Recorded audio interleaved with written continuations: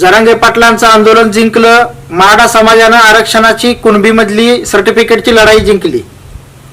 नमस्कार, मी बापू गायतुलक. आपण पाहताय तिसरा डोळा हे यूट्यूब चॅनल. मागच्या 6 महिन्यांपासून महाराष्ट्रातलं वातावरण सगळं गढूळ झालंय.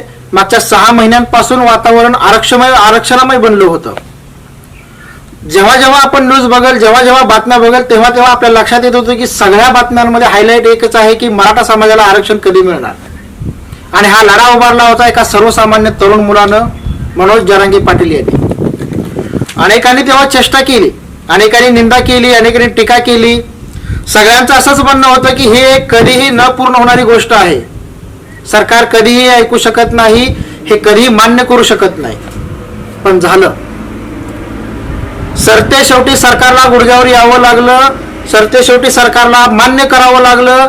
जरांगे पाटलांनी मुंबई जाम करण्याची जी घोषणा दिली, या घोषणेमुळे सरकारच्या हृदयात धडकी भरली आणि सरकारला मागं सरावं लागलं. 4 पावलं मागं सरून सरकारनं हा निर्णय दिला की सगळे सोयरे यांना सुद्धा कुणबी प्रमाणपत्र दिलं जाईल.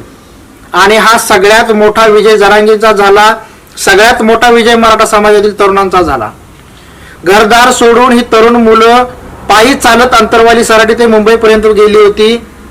त्यांनी नवी मुंबई तर जाम केली, त्याआधी पुणे जाम केलं. पुणे जाम करूनच त्यांनी सरकारला सिग्नल दिला होता की आम्ही मुंबईत काय करणार आहोत. आणि घरदार सोडून गेलेल्या या लेकरांचा विजय झाला आहे. त्यांनी बाण पूर्ण रस्त्यावरती उतरली होती, रस्ता जाम झाला होता आणि सरकार मागं सरलं. सरकारनं मागणी मान्य केली आणि मराठा समाजाचा ओबीसी मधून आरक्षणाचा मार्ग मोकळा झाला. मित्रांनो, आज छत्रपती शिवाजी महाराजांची आठवण मराठा समाजाला येते. कारण 350 वर्षानंतर आज एक योद्धा भेटला आहे.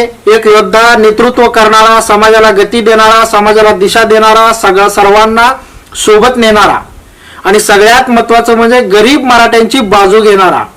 आजपर्यंत तुम्ही मराठ्यांमधले धनदांडगे पाहिले असतील, मराठ्यांमधले साखर सम्राट पाहिले असतील, मराठ्यांमधले प्रतिष्ठित राजकारणी पाहिले असतील, पण सर्वसामान्य मराठा हा 1960 पासून पाठीमागे पडला होता, आरक्षणापासून वंचित होता. त्या सर्वांना एकत्र आणण्याचं काम मनोज जरांगे यांनी केलं आहे. त्यांचे आभार.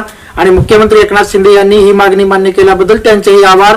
व्हिडिओ आवडल्यास लाईक शेअर नक्की करा. चॅनलवरती सर्व व्हिडिओ नक्की पहा आणि चॅनल सबस्क्राईब नक्की करा. धन्यवाद. जय महाराष्ट्र.